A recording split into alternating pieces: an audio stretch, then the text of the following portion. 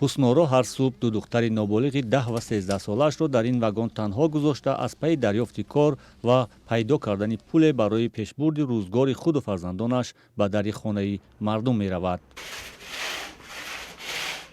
ин зани 48-солаи сокини ноҳияи рӯдакӣ 3 соли ахир фарзандонашро танҳо ва бо музди заҳмати шустушӯи қолин ва поксозии манзили сокинон парасторӣ мекунад. шавҳараш онҳоро партофтааст.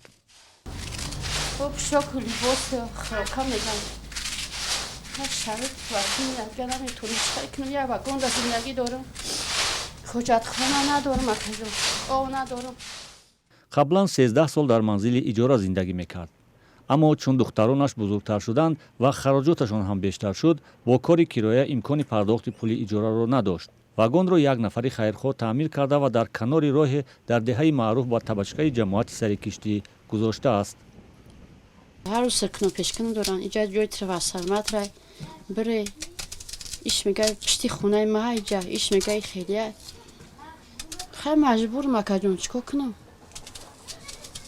ай маҷбурӣ ҳамҷада истодам. агар ман хона дард мешумадам қадира рӯзи дурозӣ дакаби аз сабта вайрон мекардем. ватан ва модар ҳамонро мебошанд ки чунон ки ҳар инсон як модар дорад. ҳусноро мегӯяд танҳо ба хотири таҳсили сазовори фарзандонаш заҳмати сангин дар хонаи мардумро таҳаммул мекунад.